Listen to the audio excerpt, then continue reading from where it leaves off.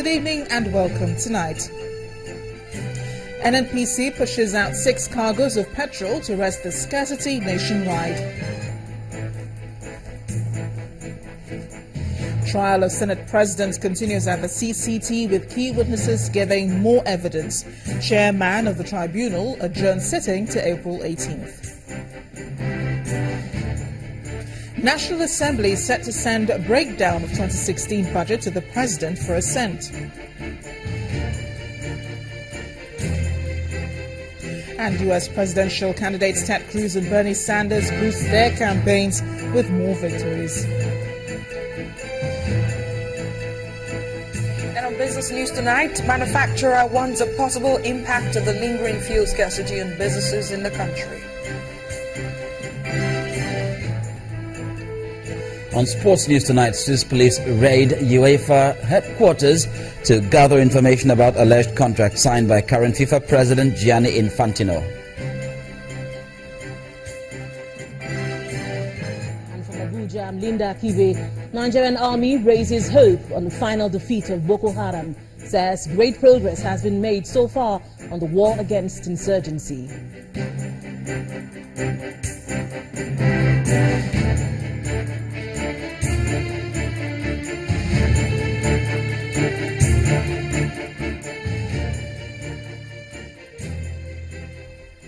The coast now seems clear for the President to assent to the 2016 budget.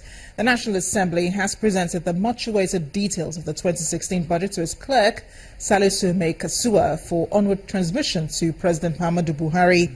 In a statement signed by the chairmen of the appropriation committees of the Senate and House of Representatives, Danjuma Goje and Abdul Mumin Jibrin, the committees thanked Nigerians for their patience and understanding. The chairmen said it took their committees extra weeks to get to the details so they could correct all inconsistencies, errors, omissions and padding in the document submitted to them in December last year. You know, we've worked on the details, and while I was coming in, I also tried to answer some questions. Are they inputs of lawmakers? Of course, they're inputs of lawmakers in the details.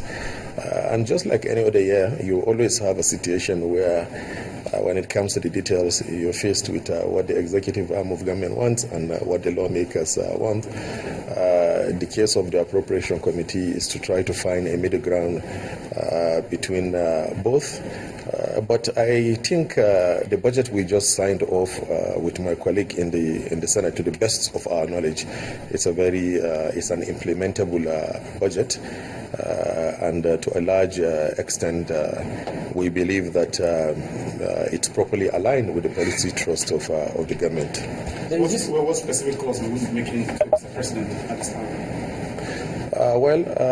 Of course, we've done our own part, and the budget will be transmitted to the President, and so we'll keep our fingers crossed.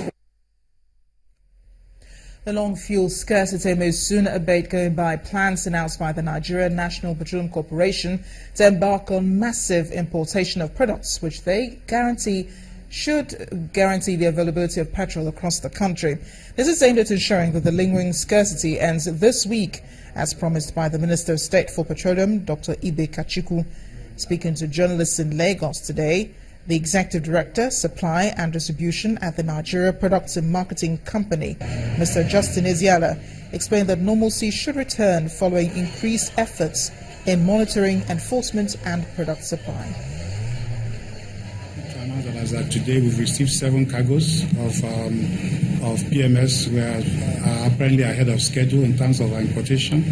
What we do is, as these cargoes come in, we've sent to Port Harcourt, we've sent to Warri, we've sent to Calabar. Of course, most of it is kept in Lagos to distribute to major cities of Abuja. We've also been lucky to have our System 2B Atlas Gulf pipeline working. So we also have vessels there discharging to Mosimi, Ejibo, Ibadan, and currently we'll soon be pumping to Ilorin. when these lines are up and running, we have a better distribution efficiency. So the cargoes are coming in. We take delivery of another cargo tomorrow, and subsequently we expect to be getting a cargo every day, and that should, give you some comfort that the fuel is there. But fortunately for us, our efforts have been to pay off significantly in Abuja. The last information I have is that Abuja lines are virtually ebbed out. So that shows that the intervention we're doing from here has been quite successful. DPR has been mandated to go around the stations. We as NNPC will not sell to a marketer above the official price. If a marketer does that, then the marketer is not only taking us for a ride, it's also taking the whole country for a ride. Now, fuel scarcity aside, one major concern of many is how to revive the nation's refineries and make them operate at optimal level. Our next report takes a look at suggestions made by experts on how the nation's refineries can come alive again. With every passing day, the queues grow longer and the frustration worsens.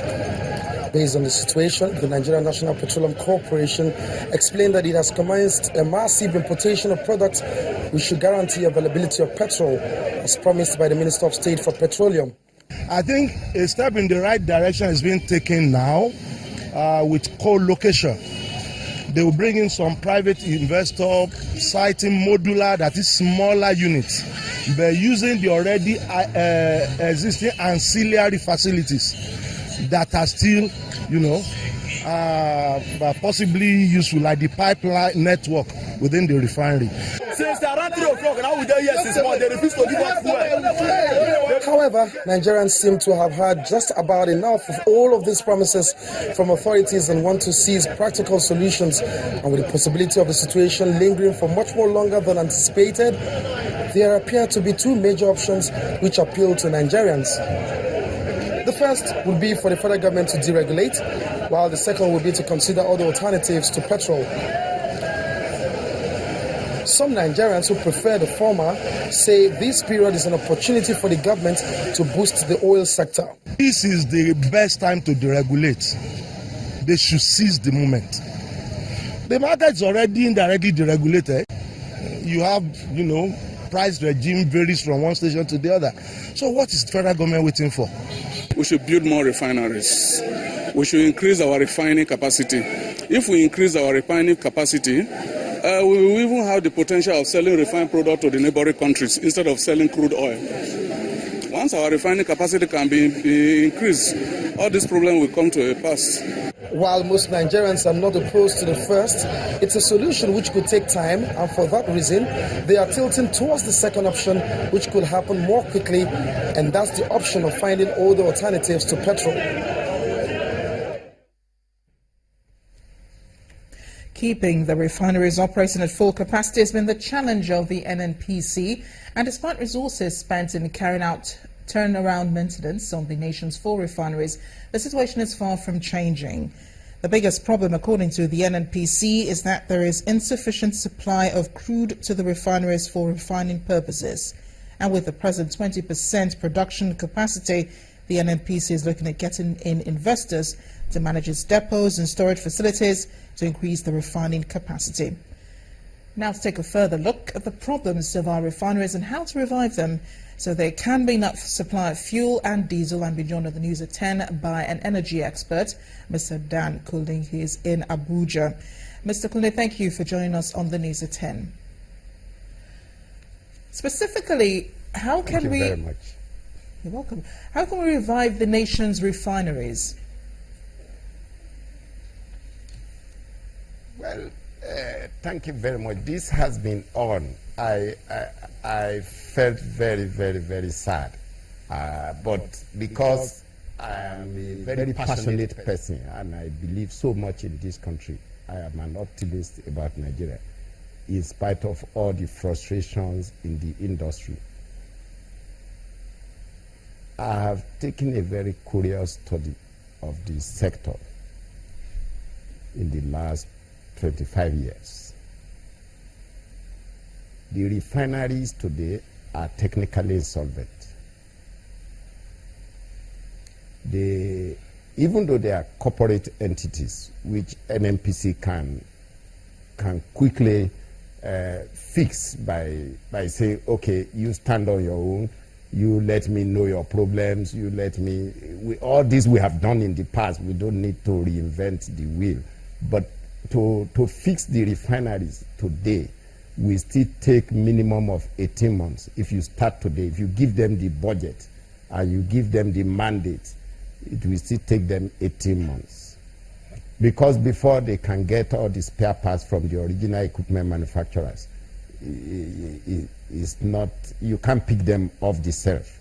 So at the moment, what I think the GMD of NNPC is trying to do is to bring some refineries all over the world that have reached saturation point because of their locations and because of their age.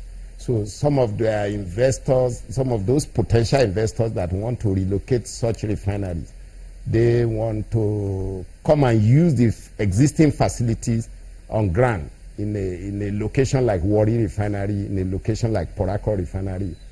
Then you can locate a new refinery or a semi-old refinery by the side and use all the facility there. We call it unitization of facilities. Okay. But again, if you look at it, the time it is going to take you to bring all these things to hit the ground running, you are talking of another 24 months.